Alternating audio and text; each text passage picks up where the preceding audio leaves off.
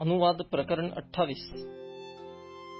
आज्ञाधारकपणामुळे मिळणारे आशीर्वाद. लेवीय प्रकरण 26 पदे 3 ते 13. अनुवाद प्रकरण 7 पदे 12 ते 24.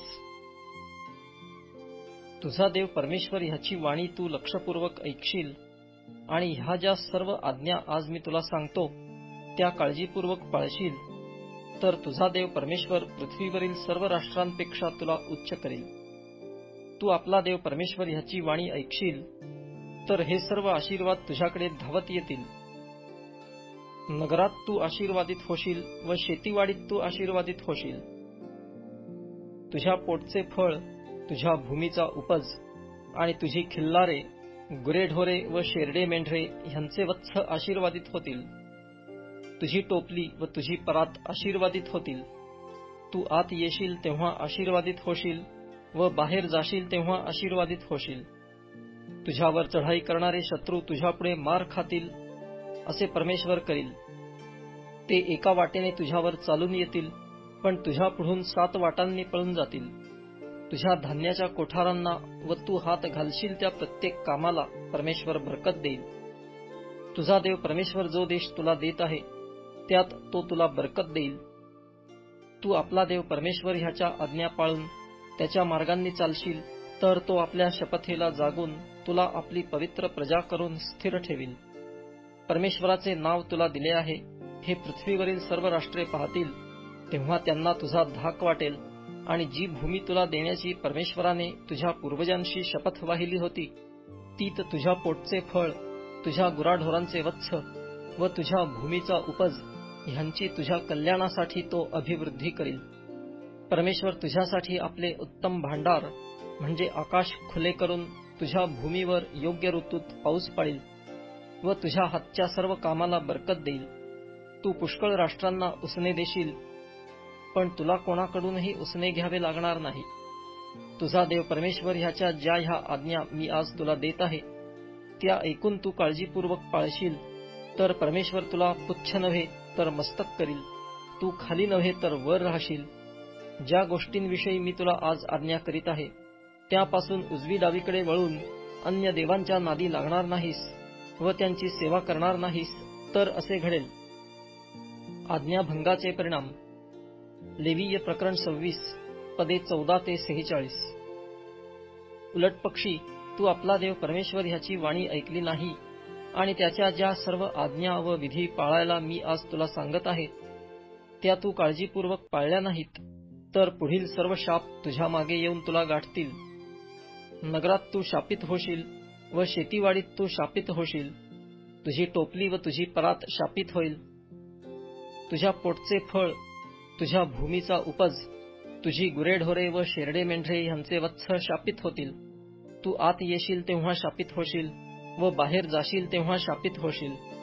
तू परमेश्वराचा त्याग करून दुष्कर्म केल्यामुळे ज्या ज्या कामात हात घालशील त्यात परमेश्वर तुला शाप देईल, तुला गोंधळात पाडील आणि तुला शासन करील. ते इतके की तुझा नायनाट होऊन तू लवकरच नाहीसा होशील. जो देश वतन करून घ्यावयाला तू जात आहेस तेथे तू नष्ट होईपर्यंत तुला मरी सोडणार नाही, असे परमेश्वर करील. क्षयरोग, ताप, दाह, जळजळ, अवर्षण, तांबेरा व बुरशी ह्यांच्या योगे परमेश्वर तुला मारील आणि तू नाश पावेपर्यंत ही तुझा पिच्छा पुरवितील. तुझ्या डोक्यावरचे आकाश पितळेसारखे व तुझ्या पायाखालची जमीन लोखंडासारखी होईल. परमेश्वर तुझ्या देशावर पावसाऐवजी धुळीची व मातीची वृष्टी करील. तू नष्ट होईपर्यंत ती आकाशातून तुझ्यावर पडत राहील. तू तुझ्या शत्रूंपुढे मार खाशील, असे परमेश्वर करील.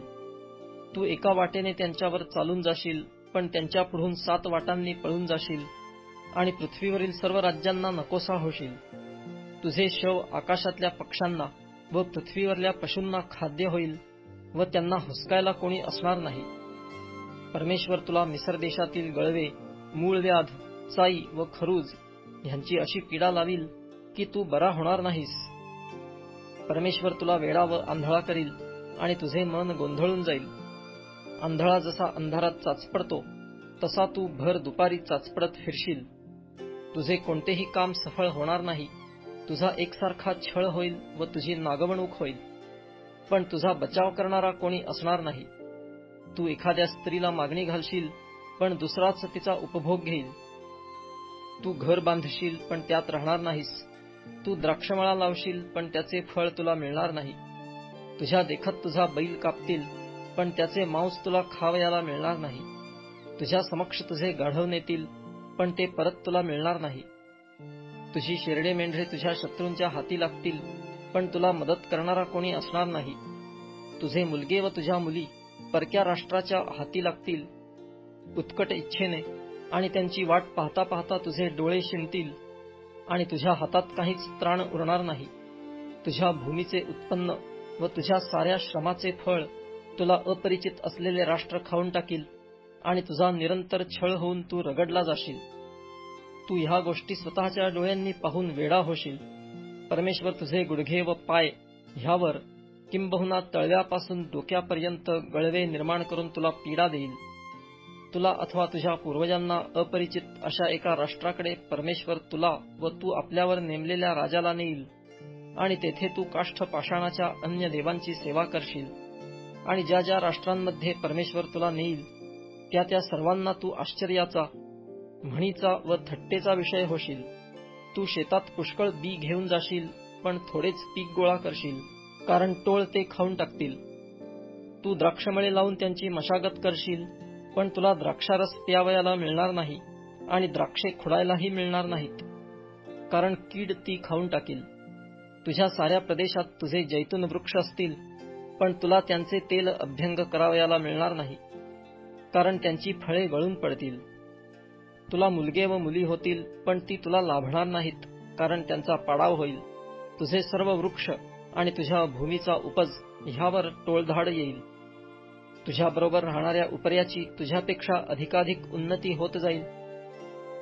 तो तुला उसने देईल, पण तू त्याला काही उसने देऊ शकणार नाहीस. तो मस्तक होईल व तू पुच्छ होशील.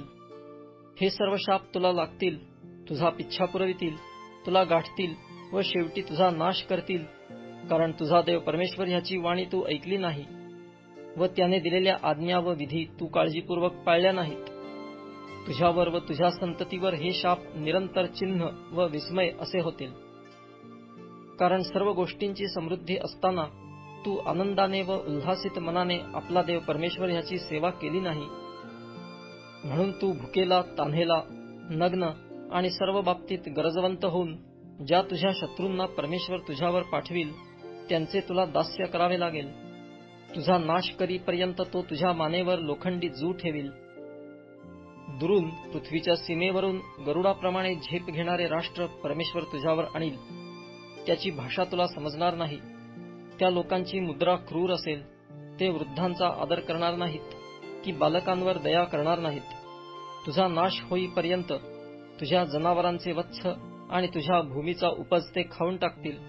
तुझा संहार करीपर्यंत धान्य, नवा द्राक्षारस, तेल, तुझी गुरेढोरे व शेरडे मेंढरे यांचे वत्स ते तुला लाभू देणार नाहीत. तुझ्या देशातील सर्व उंच व मजबूत तट ज्यावर तू भिस्त ठेवशील, ते पाडून टाकीपर्यंत तुला तुझ्या सर्व नगरांच्या आत ते कोंडतील, आणि तुझा देव परमेश्वर ह्याने तुला दिलेल्या देशातील सर्व नगरांच्या आत तुला ते वेढीतील. तुला वेढा पडल्यामुळे व शत्रूने तुला कोंडीत धरल्यामुळे तुझा देव परमेश्वर ह्याने तुला दिलेले तुझ्या पोटचे मुलगे व मुली ह्यांचे मांस तू खाशील. तुझ्यातला जो पुरुष कोमल हृदयाचा व अत्यंत नाजूक प्रकृतीचा असेल, तोही आपल्या भावाकडे, प्राणप्रियेकडे व आपली वाचलेली अपत्ये ह्यांच्याकडे निष्ठुर दृष्टीने पाहिल. तो आपल्या अपत्याचे मांस खाईल, घरातल्या कोणालाही देणार नाही, कारण तुझ्या नगरात तुला वेढा पडल्यामुळे व शत्रूने तुला कोंडीत धरल्यामुळे त्याला खाण्यास काही उरणार नाही.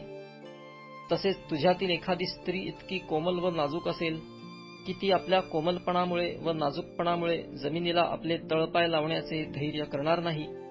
ती देखील आपला प्राणप्रिय पती, पुत्र व कन्या, आपल्या पोटचा गोळा, आपणाला झालेली मुले ह्यांच्याकडे निष्ठुर दृष्टीने पाहिल, कारण वेढा पडल्यामुळे व शत्रूने तुला कोंडीत धरल्यामुळे सर्व वस्तूंची तिला वाण पडेल, आणि ती गुप्तपणे त्यांना खाईल.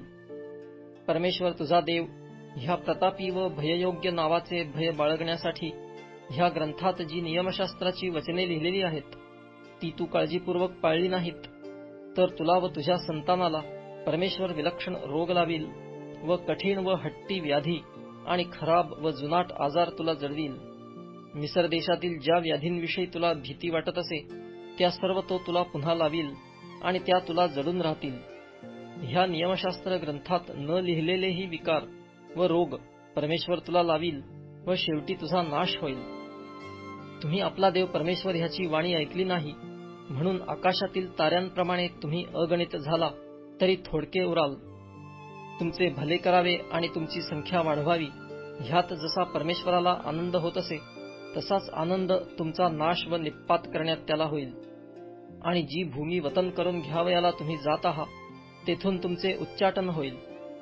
पृथ्वीच्या एका टोकापासून दुसऱ्या टोकापर्यंत सर्व राष्ट्रांमध्ये परमेश्वर तुमची पांगापांग करील आणि तेथे तुम्हाला व तुमच्या पूर्वजांना अपरिचित अशा काष्ठ पाषाणमय म्हणजे अन्य देवांची सेवा तुम्ही कराल.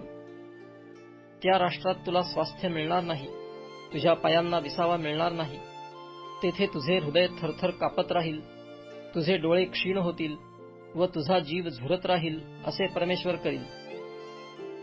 तुला आपल्या जीवाची काळजी वाटत राहील, तुला रात्रंदिवस धास्ती लागून राहील व तुला आपल्या जीविताची काही शाश्वती वाटणार नाही. तुझ्या मनाला जी धास्ती वाटेल आणि तुझ्या डोळ्यांना जे दिसेल त्यामुळे तू सकाळी म्हणशील संध्याकाळ होईल तर किती बरे आणि संध्याकाळी तू म्हणशील सकाळ होईल तर किती बरे. जो मार्ग पुन्हा तुमच्या दृष्टीस कधी पडणार नाही असे मी म्हणालो होतो त्याच मार्गाने परमेश्वर तुम्हाला जहाजांनी मिसर देशात परत नेईल. तेथे तुम्ही आपल्या शत्रूंचे दास व दासी होण्यासाठी स्वतःची विक्री करू पाहाल पण कोणी तुम्हाला विकत घेणार नाही.